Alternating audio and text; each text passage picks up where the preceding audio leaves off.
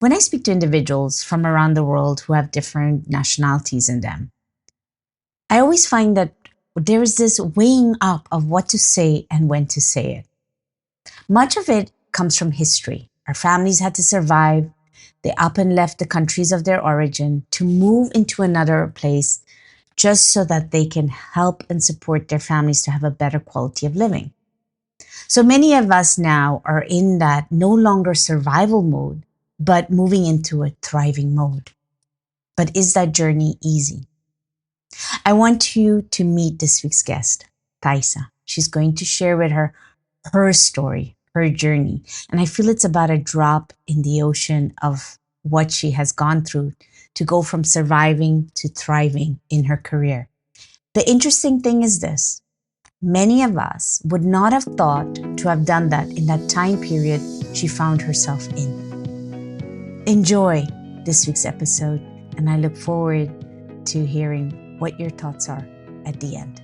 What is that one message that you've always had to go through in your life that you always come back to?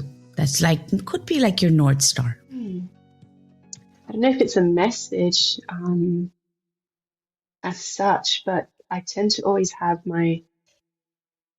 whenever I'm doing anything, I think about my parents a lot. I think about everything they've sacrificed.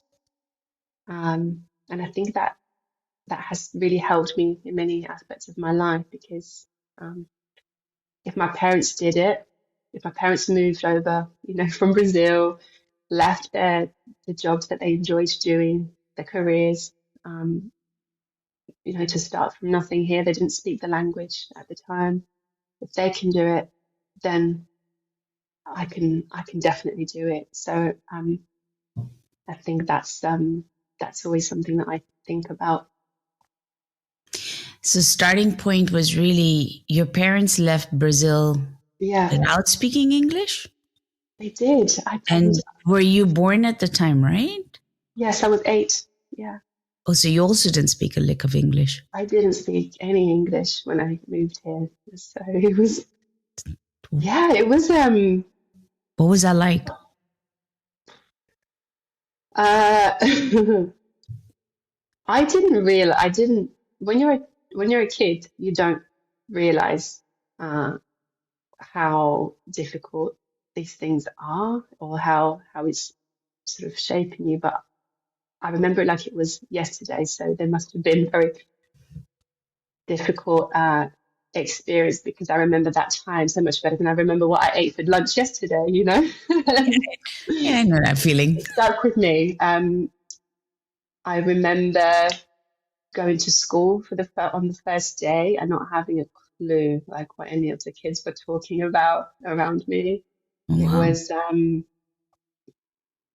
not having any family or friends around. So it was, such a massive change. Whereas in Brazil, we lived with my grandmother at home. We all took care of each other. The family was always around on weekends. We were very close, and I had my friends and my circle of people that I was familiar with. And all of a sudden, we're here. It's freezing cold.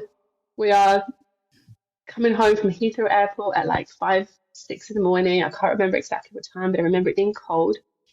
And I'd never seen snow. Everything was like scary. No way, you came like completely to the extreme. Yeah, it was actually that year. We had like inches of snow. We moved to a place, I don't know if you, in Hertfordshire, called Waltham Cross. No. Yeah, so we had everything that we could like possibly bring with us. Like the suitcases were to the max. Me and my brother were little. My brother was 9, I was 8.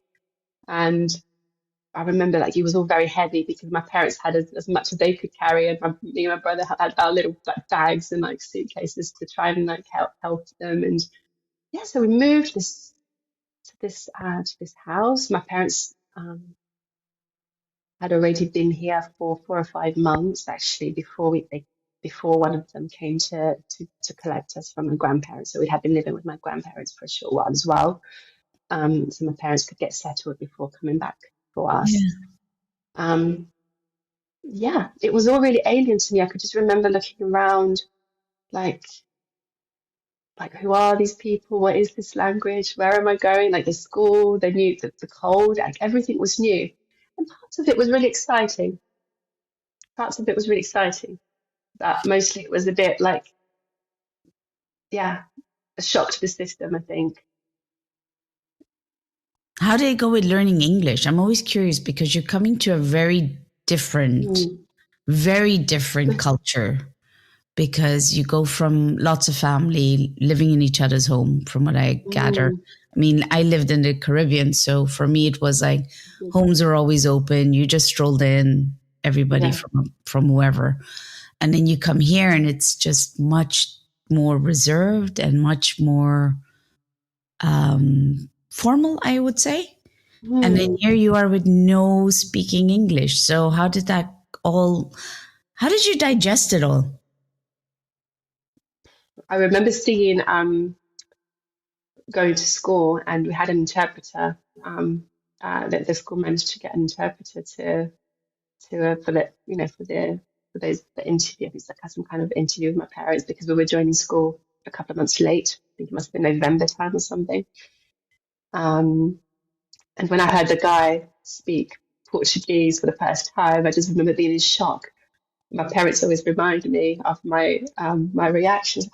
Oh my God, Mum, Dad speaks Portuguese. That's how in shock I was after being here for a few weeks and Yeah. finding. So I guess that I haven't really thought about it before, but that tells me now how much I was craving like familiarity, because when I saw one person that spoke my language in a small, at the time it was a small English, predominantly English, white sort of Hertfordshire town. Now it's grown and it's much more multicultural, but at the time it wasn't. Um, so I think that says a lot about, yeah, how I was feeling, the excitement and of hearing somebody else other than my parents speaking Portuguese. Um, Have you ever I guess been back also? But you've been back to Brazil. I've been back. I don't go back very often. I've been back maybe, like I go every 2 to 3 years, trying to do it more often now. Um, Mainly because I have a little boy, as you know, he's 3.5, and I really want him to have that connection, like with the family that I didn't really have growing up. We grew further and further apart from, particularly from my mum's side of the family, because we weren't going back often enough. It was too hard. Parents were working very hard, and it's a lot of time out and money to go back every year, for example. So, Yeah, it is. so we didn't. Um, I went back a year in 2 years ago. I went back, so I'm planning another trip this year. So I try to go back as often as I can. Do you still consider yourself Brazilian, or now what does it feel like? I mean, you came in at 8. Yeah. If somebody asks you that very odd question, where are you from? Mm. How do you answer that? I struggle a bit. If I want to keep the conversation short, I just say I'm a Londoner All because right. I've been here. But if I know the person, I have a bit of time. Then I'm like, okay, so I'm originally from Brazil. But my mum, I've got dual nationality. I've got Italian great grandparents, Portuguese great grandparents on my dad's side. But UK feels like home, probably more than most places. But in terms of how I am, I see myself, that my values and everything, I feel like it's very aligned with my Brazilian culture, the close knit family, the kind of the touchy-feely aspect of things, the way I sort of behave.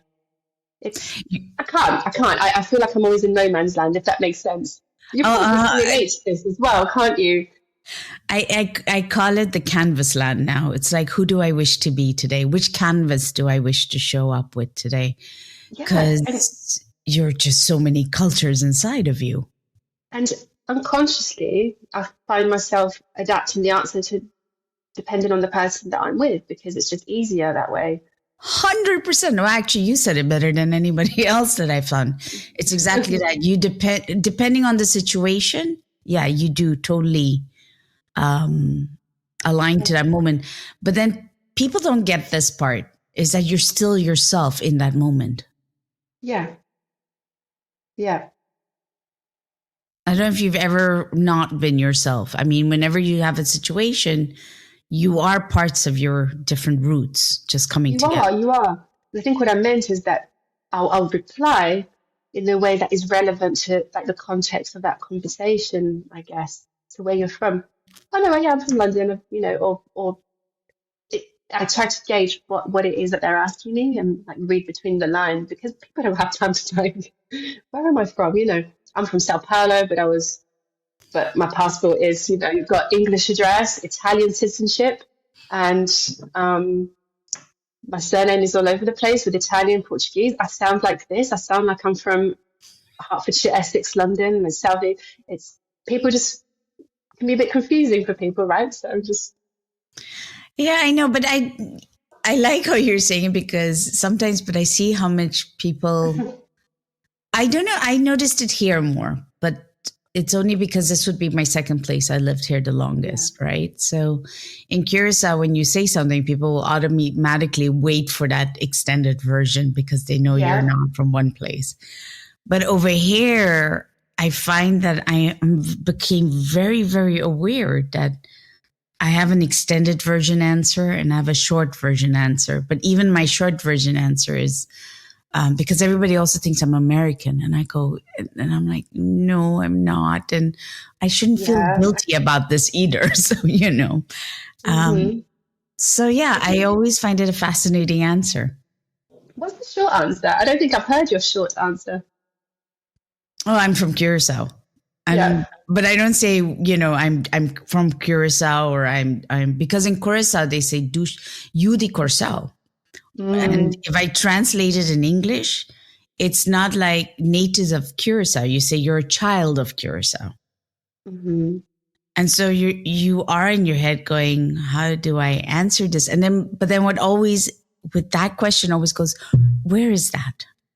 Yeah. And then comes the extended version. I was just about to say to you that when I give the short answer, I still have to explain it anyway. So if I say, "Oh, I'm from Brazil," that's my short answer. I'm from Brazil. Like my name, I'm from Brazil. Oh, but you were born here then because my accent. No, Mm. I'm definitely from Brazil. Had a whole life there before I moved here. Oh, and then it would go into like, okay, and then it ends up being the extended answer for in many occasions. But are you So, still do you still speak Portuguese? yeah, yes, yeah, Do very, very you much. think in Fluent. Portuguese? No, I think in English, but I think in Portuguese in numbers, and I don't know why. Oh no way! You're not gonna guess what I do as well. I count in Portuguese, but I think in English. I Do do you do this? exactly the same thing. I cannot for the life of me, if I need to count, I count in Dutch.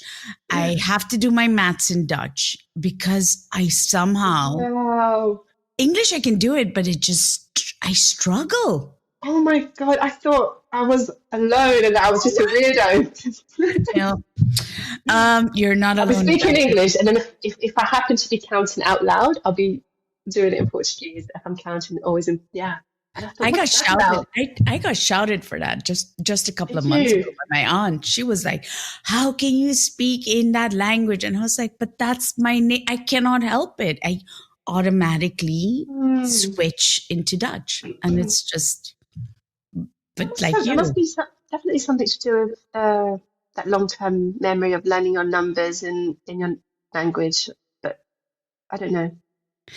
but so I'm curious now. Then, if No. your son is Yeah. now a wider collection Oh of my God, don't even get me started on the nightmare he's gonna have explaining who he is and where his heritage is from because my partner's Indian, but born in East London with his parent and his parents are from Kenya, Indian community in Kenya. yeah. He's Gujarati. They speak Gujarati in his family. And Theo is my son. Theo in Portuguese. He's yeah. He's So how do you bring everything at home to him when you're raising? mm, Do you bring Portuguese in it? Do you bring we speak English. Indian? In terms of the language, we speak English at home. But he hears a lot of Portuguese around him when I'm with my dad. When we see my dad a couple of times, every other weekend Yeah. on average, and I speak Portuguese with my dad always.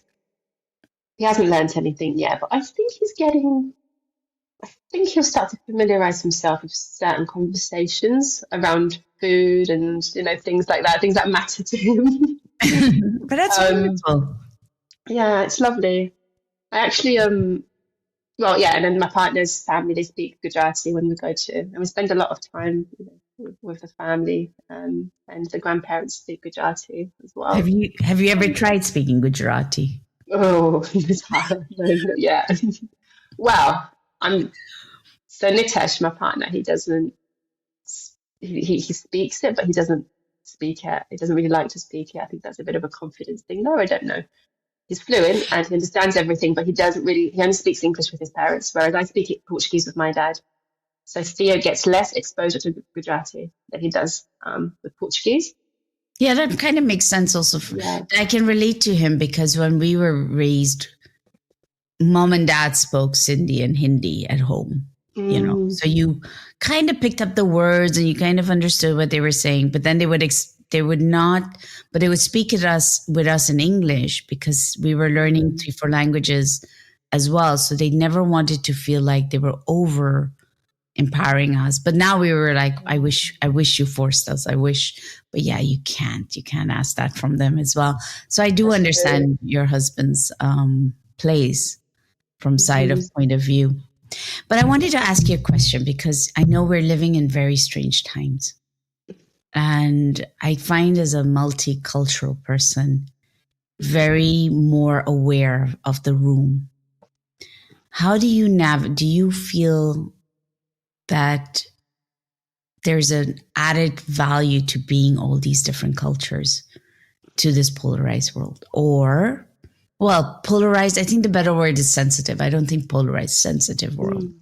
Because everybody in one way is trying to be super polite and sometimes also make a lot of more, they say something, you're like, ooh, where did that come from? And sometimes it's on the opposite extreme. Yeah. Being multicultural inside, what is the added value for this? I've definitely noticed that I'm much more aware and sensitive to different people's way of thinking and the way that they speak to me, and understanding that's just a cultural difference, and I don't take things personally necessarily, because, like, for example, I know that certain people they might be more direct, or they might imply a please or a thank you in the tone of their voice. If you're speaking in Portuguese, you would say, give me this, please. But the way that you ask, and that politeness is already there. We don't say please or thank you all the time. Whereas and other cultures, people would be a lot more sort of direct, and they see that as a form of politeness because they're not sort of wasting your time, right? Being indirect. And I think that I'm much more aware and sensitive to why people are speaking or behaving or doing things a certain way. In contrast to, for example, somebody like when I grew up in my hometown. So I know I said I went to Waltham Cross, but then I was actually brought up in Hoddesdon in Hertfordshire, a smaller town. I've noticed that awareness isn't, with a lot of people, isn't necessarily there, and I think I have it because I've been, exposed to the different cultures. I've been brought up in different cultures. I've moved, and I've also lived abroad as part of my uni. So I've lived in Spain, lived in Germany, but also have that culture difference from my own background. And then, of course, the Italian and the Portuguese has cultures, and that has been brought down from generations as well on my parents' side. So there's a mixture, there's already that. Seeing your trajectory of life, I mean, you are super multicultural. and that's beautiful.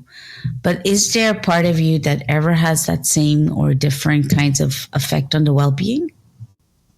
How do you mean? So if my background has had a positive effect on my wellness work, or how has that Has it contributed? had a positive effect, or and also did it ever have a drawback effect? I don't want to call it negative, but like a drawback effect on your internal narrative.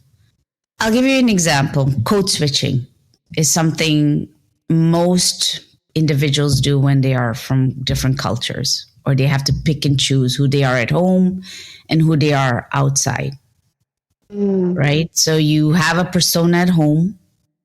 I remember our persona was Indian, typical Indian girl. You have to be a good girl, be obedient, listen, all of that. And then when you go out in my school, I had to be vocal because Dutch people expect you to have an opinion. They expect you to take a step forward. And those two worlds really collided, for example. So now coming into this space, and especially working in the well-being. So you have got all these beautiful strands. And now you have to also work with people with different well-being. How does that work for you on the inside? How do you navigate your well-being on the inside from that cultural perspective? Or have I got it completely thrown out the window? No, yeah. I think for me, it's been mostly a blessing to be able to connect. So my experience with life is like this with every person with a similar background to me in well-being, but for me, it has helped me connect very quickly with clients. When I meet people, you only get, let's say, an hour, limited time with that person, and most of which you can't really talk to them. It's a very relaxing and calm environment. So it's to be able to establish a connection with people in 5 minutes when they walk in because of a consultation. I think it has helped me so much to make that such a warm and open and safe environment. I think that's part of why I named it the massage space, because I thought this word space, it's like your safe space. It's your, it's your relaxing space. And I just wanted to create that space because I could really relate to it. And quite often, I've become good friends with the clients, and I was just going to say, I end up kind of talking to them afterwards, or they'll text me and remember how their kids are doing. A lot of my clients are, as you know, are moms, right? So I do a lot with prenatal and postnatal ladies in the area. So we end up talking and exchanging ideas and how we're feeling, and talking about things on a slightly deeper level. So it's not just the massage therapy with a lot of my clients. And I do think, I haven't put much thought into it before, but now that you've asked me, I think it's a lot of it is to do with my background of constantly adapting to life and changes and people that are crossing my path. Adapting to change has been often frequent. Almost seems to be like a normal thing. So for me to walk up to people and establish really quick one-to-one relationships, it just comes naturally. Or if you ask me to go in a room full of 50, 100 people and talk about me for an hour, I find that much harder. But those one-to-one clients is just so easy for me to build a connection with them. I always wondered how you managed in the well-being space, because I know after a while there is friendship, and then there is therapy becoming, when it becomes therapy sessions. Massages. I've learned this. It took me a while to learn that I need to protect my energy and decompress a little bit as well, because there are people that really, you can see that, they need to really open up. They are going through something. A lot of people are going through a difficult life transition, whether they're becoming a mum or they are going through a fertility journey and relaxing for that reason, to help. There are so many reasons. And as I love that people feel comfortable to talk to me, but I make sure now to really kind of find time for myself as well, to relax and not take on the emotions, but still be, supportive and not carry the weight of it with me. What is Uh, your version of not taking on other people's emotions? Because I've heard so many mm, versions, but what is yours, your unique version of not taking on emotions? I there's different techniques, like imagining that you have like something around you protecting your energy. That really helps. From like, so, in my head, if I create that space where I'm still there and I'm present and I'm speaking to the person, but then I'm stepping away from that protective bubble. After, I know it sounds a bit, No, not at all, but because I use that too. I've done you that do. one. Yeah, yeah, yeah, I've done Yeah. that. So that using little like techniques like that can help me. Yeah, and just having time, having time in between clients to really like then go back to myself, go back to that space, and and step away from that bubble, if you like. So I used to use that, and sometimes I still do use it because I don't think it's weird. I actually have seen it Yeah. work. Yeah.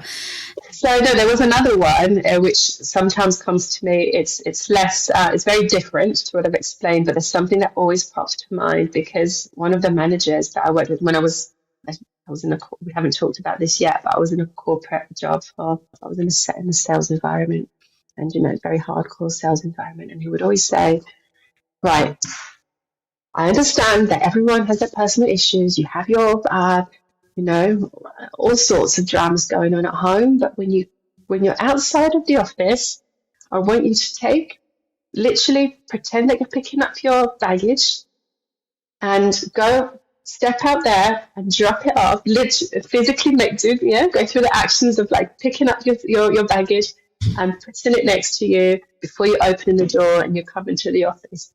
So I think I always imagine that in different situations as well. I think of that guy and I think, okay, cool. So when I come out of this session, I'm going to kind of drop that off somewhere. Not because it's completely like the whole experience was real and I loved it and appreciated it, but I still have to have some kind of ritual afterwards to feel lighter. But I wouldn't change it. I wouldn't change those, meaningful like conversations and that exchange that I have for anything. But you need to do it. You need to do something that makes you feel, okay, now I'm ready to go on and do something else. You can't keep, So, yeah. I used to get very irritated because I think I had burnt out during those days in yoga. Oh, gosh.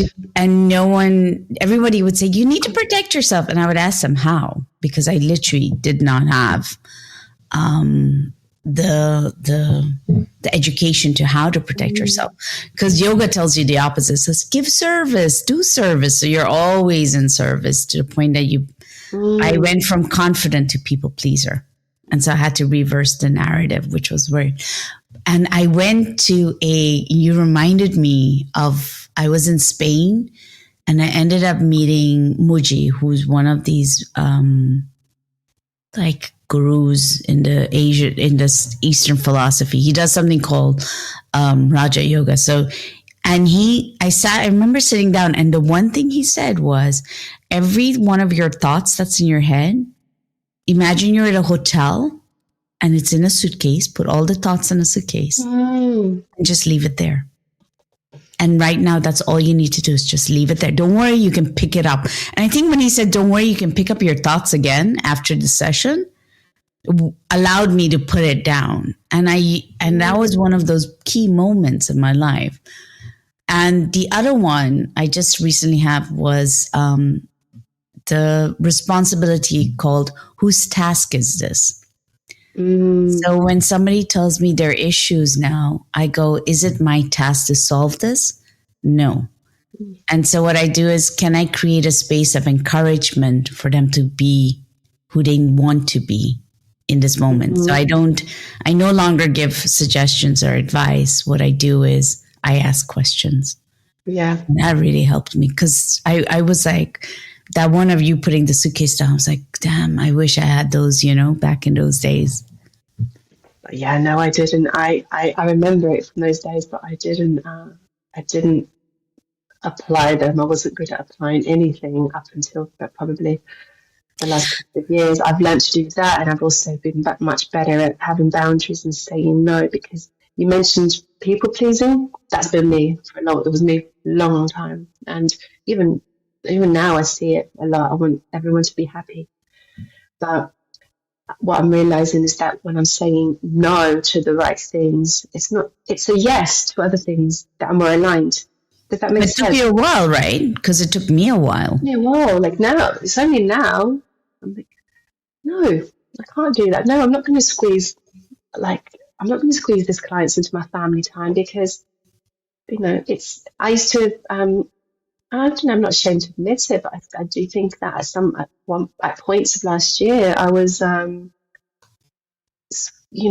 had, let's say, if I had my family time in XYZ evenings and then on weekends, then I would have clients texting me about booking in appointments. And gradually I would be filling up that family time and squeezing clients in and just being with my boys with the time that was left over.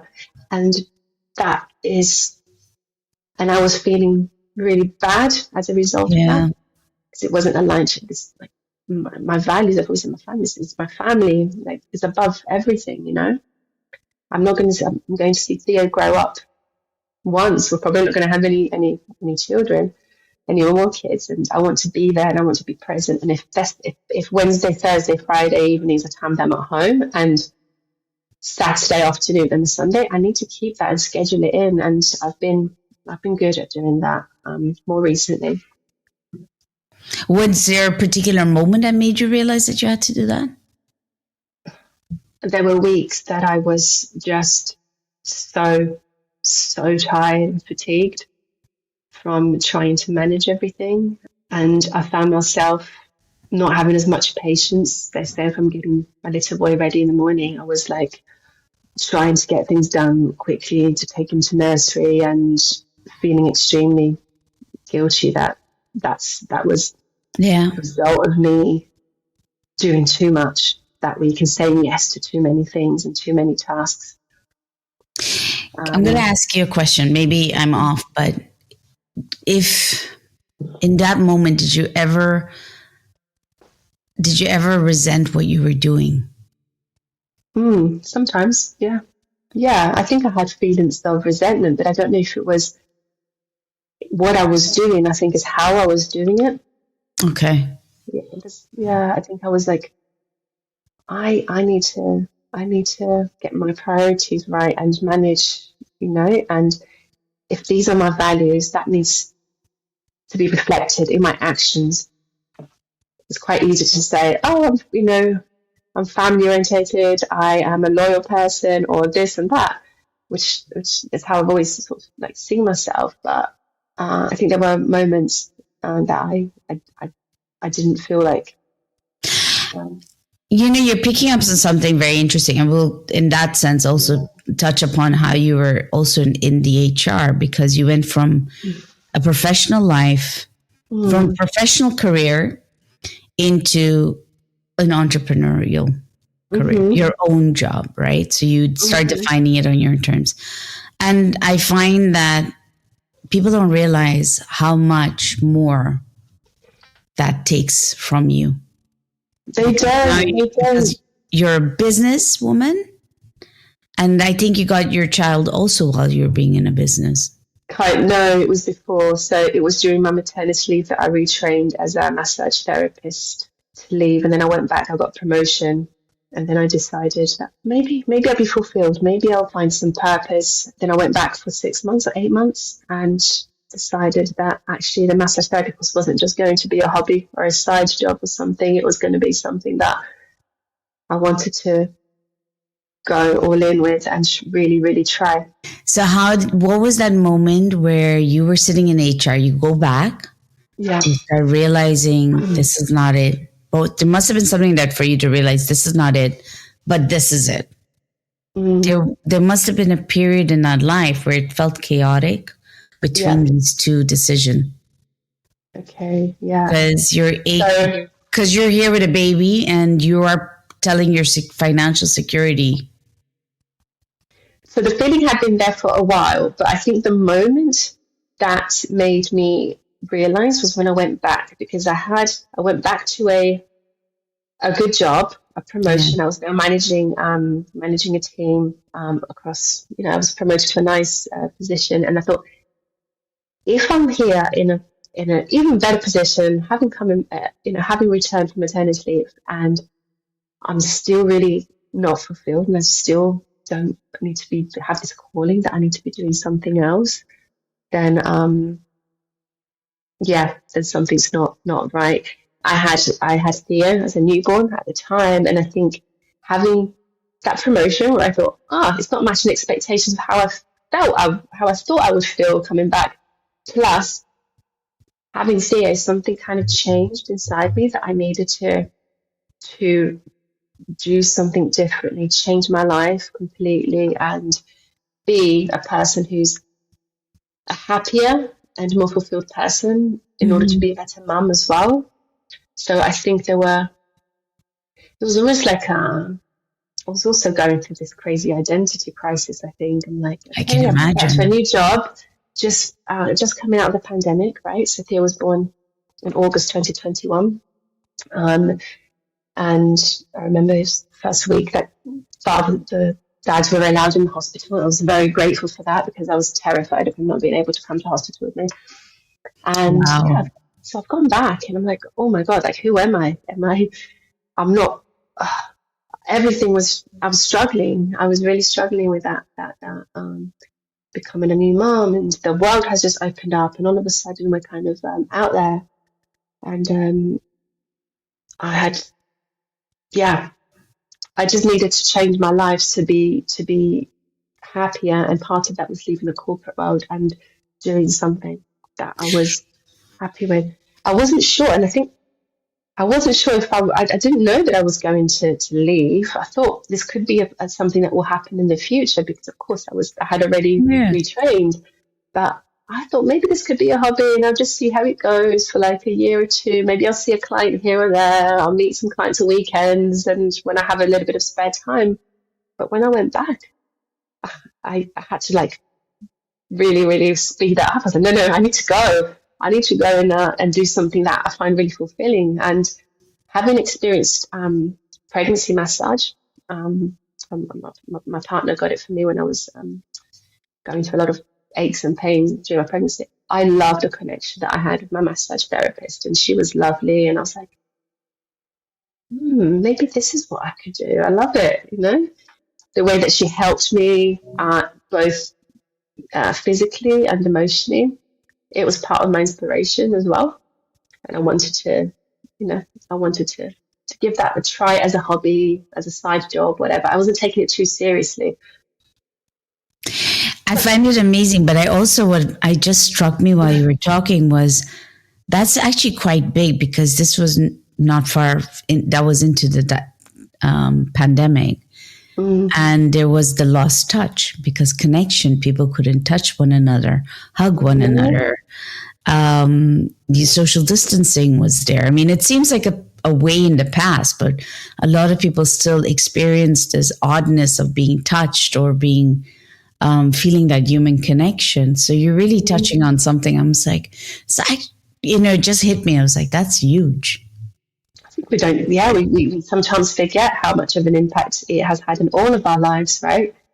Yeah. And having had a massage therapist come to your home was like a massive thing during the pandemic. You're like, wow, we get to see somebody who's not my partner and my dog, and have this close connection. So maybe that power of touch and energy and connection was amplified by the fact that we were not seeing anyone else.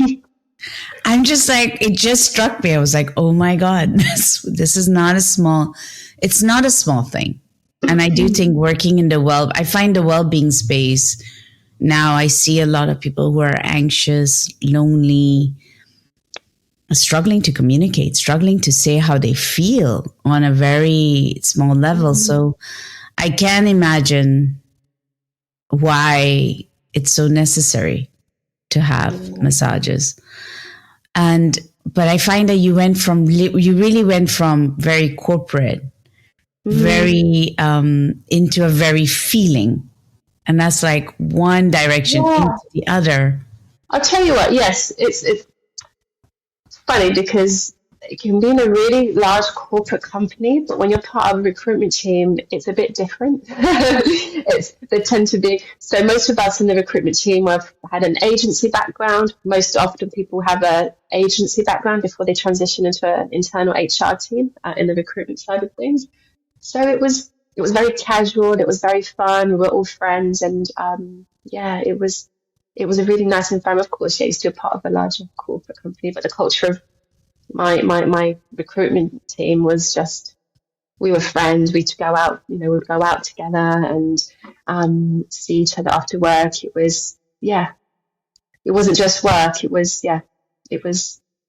I missed them. It was nice, but it's just, that career was that end of that chapter.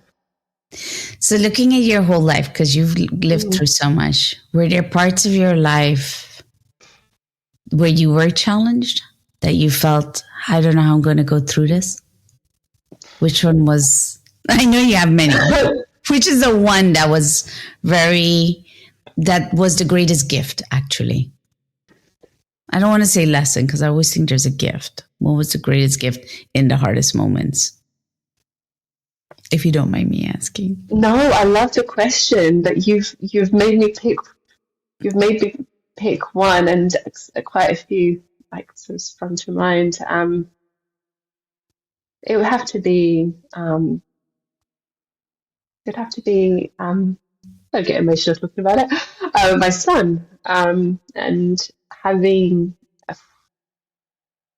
going. I might have mentioned to you before that we went through a bit of a fertility journey during the pandemic as well. So it was. Wow. I did not think that it would happen for us. I didn't think it was going to work out, and I said, we couldn't get the appointments through the NHS at the time because they weren't starting any new treatments. They were only finished. They were just trying to finish the people that were already going through IVF with them. Mm-hmm. So we would have to go on the wait list, and we're like, God knows how long it's going to be before we can have an initial consultation, or by the time we get referred to hospital. Wow. So then we started looking at other agencies, and just to give you a bit of context to why it was. Thank you for sharing. Yeah. And then it happened. We were very lucky in that the first round it worked out for us. So it was something that amazing that came out of a difficult stage of life, I suppose, because I was rethinking my whole career. I was rethinking whether we were going to be lucky to do this or have to do it multiple times like a lot of people do. So it worked out, and I'm so grateful for that. So was your greatest gift your little one, or was your greatest gift your resilience? Oh. Okay, let's go with my resilience. You know why, Kirti? Because I don't give myself. I often, and people have said to me that I don't give myself enough credit for how much I do, and the resilience and all the things that I've done. And it is there. I mentioned to a friend this morning, just before this episode, I was like, I don't know why, what would be so interesting. I was like, no. Oh, but then that leads me to a great question. If you're What's so interesting about my life, all of that stuff. But I can say that in the past, I've had to look really deep to find, to give myself that credit and admit that I am really resilient. But I can say that with confidence that I am, and that a lot of my experience have shaped me into being that person. And had I not had those experiences, I don't think I would be. Well, that means I'm going to ask you another question. Mm-hmm. Are you up for it? Yeah, I love questions. So which is the story your friends would tell you that was your most resilient moment? Most of my friends know more about that transition. I think of leaving my corporate job that was very stable, to just taking that risk and jumping off the cliff, if you like, onto the wellness space and not knowing whether or not it would work out. So I think that's the one that I've been told is that I should be really proud of, and that it takes a lot to do that especially when you have a young family, to think about. And not just that, but, parents that you sometimes need to be there for and support as well. So I've got my mum in Brazil, that, as you know, that I help so many responsibilities, not just, got the baby, the dog, my mum in Brazil, who needs me and my brother a lot still. So all of those things are playing on my mind, and I did it anyway. So your mom's in Brazil. My mom's in Brazil, yeah. So much to tell you anyway. I know. I feel like there's a third resilient message coming here. Oh my God, that's a whole new story about mother and daughter relationships there that I think we could talk about all day. But my mum's in Brazil. My parents separated when I was 2012, no, 2008, 2007 or 2008, I think. And you were what was your age? I think it was 21. Okay. 20. It was very difficult. I went through because mum and dad didn't split up in very friendly terms. Yeah. And my brother and I weren't sure for a while whether she was coming back or not, because they weren't happily separated. I think we really struggled to find some kind of closure, or to really understand what was happening. It wasn't like, I think it would have been easier if they had some clear communication, or I don't think they even knew, because they were just dealing with their own issues and their own relationship, that they probably didn't know what was going to happen, or whether they were going to stay together, or whether she was going to come back first and then go through more. They didn't, from what I can see now, they didn't know where things were going. They just knew that they weren't happy together, and they hated being around each other. It was growing up with a lot of that, by the way, as well. So having moved, I was going to say, when I was 8 until my parents split up, it was never peaceful at home. It was a lot of arguments, a lot of they weren't happy, but I think they kind of felt they had to stay together for us, which parents often say, don't they? But I think, it doesn't always make it easier. So then finally mum decided that, she wasn't going to come back. She couldn't come back and be here any longer. And she ended up staying in Brazil in the end. So it was, it took me and my brother quite a few years, I think, to come to terms with that, and to kind of understand it more and find compassion, I think, is the word that I was looking for a long time. Did you find it easy to find compassion? Eventually I could kind of see things more from her perspective, and understand that some of her decisions and the way that she handled things was more of a reflection of everything that she's kind of been through, I think. And it wasn't always about me. And I think as kids growing up, you feel like a lot of the parents' arguments is to do with you. You remember feeling like, oh, am I the problem? Am I the problem? And really, you're not, are you? It took me a long time to realize that. Yeah. Like you feel like you're in an inconvenience, or that you're, everything that your parents are arguing and going through is because of you, but it's not. Are you very aware of that now, even with your child now, that's what you experience? Do you find that influences your awareness or your way of raising your family? It was more so before having Theo, I think. So I'd say more in the last 5 years, I took on not the job of, but I became a lot more interested in, reading and listening to podcasts. I'm always listening to listening and reading. So kind of that's that self-development and doing some work and therapy and all sorts of things has made me realize a lot, but even like way before having Theo. I think you lived a very flavored life. It's not been an easy path. And so everybody always expects this image that, when you've gone through so much, you have to be vocal about it. But you have this amazingly quiet resilience. You really weigh everything up before you speak or before you open up. And I've seen that, and I appreciate that about you. So yeah, I'm glad friends have pointed out the word resilience, because I do think that is you. Thank you.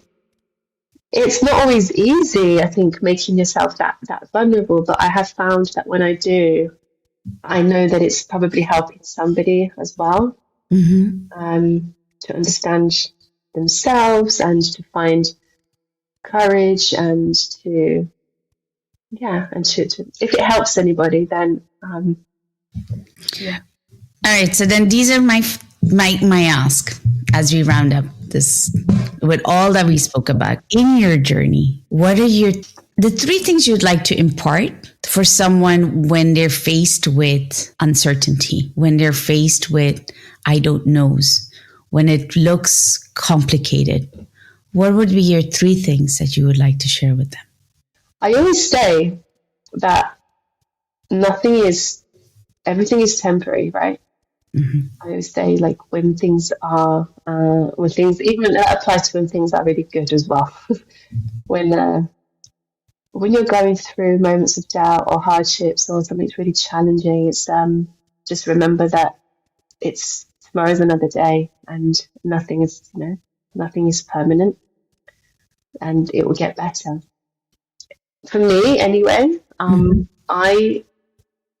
you probably haven't seen much of that side of me yet, but I'm a kid. I'm a child. I'm silly. I'm just see me like when I'm around the house. I think so. The message there is whatever. Don't take life too seriously. I think I don't take life too seriously, and I don't overthink it too much. I think if I want to try something now and it feels a bit scary, just do it anyway. Because one thing that I've learned from one of the scariest moments of my life was leaving the corporate world and jumping off that cliff, right, and doing something. And the other thing was having a baby. And I found that always on the other side of that fear, there's either going to be a breakthrough, a learning, or an experience that wasn't anywhere near as bad as you had imagined. So what's the point of wasting all that energy in thinking, oh my God, this is going to go terribly wrong, or people are going to judge me, or people are not going to like this or that. When those thoughts start to come, I just say, like, no, just do it. So I'm starting to turn that fear into like a bit of excitement. Didn't think I'd be able to do that, but yeah, God, that was a really long answer. I love the third answer. Turn your fear into excitement. Oh, I see that as your quote. But it has to be, you have to think of it as, think of an example, right?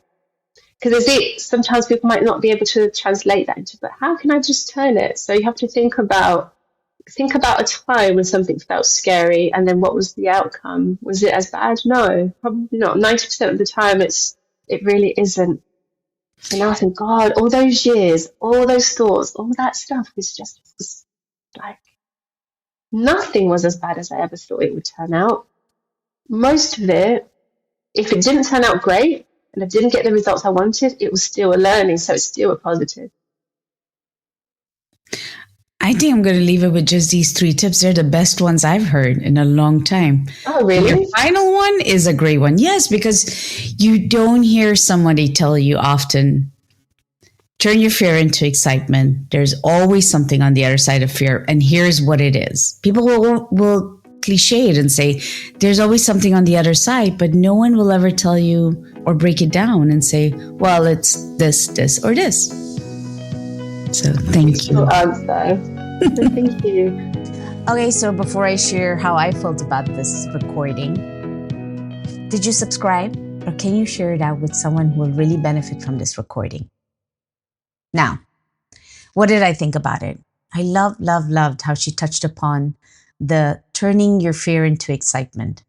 At the time of the recording, I was making a very big decision. In fact, I was sitting in my fear, and I think I prolonged that leap for a while. I took a couple of amazing guests to tell me, Kirti, just leap.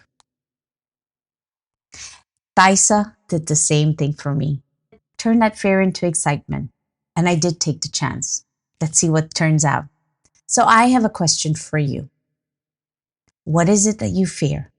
What is it that's holding you back from taking the leap? And what would need to happen for you to take the leap? Like our ancestors, many of them did have to take the leap to survive. So can we also now take the leap to thrive? Until the next one, have a good one.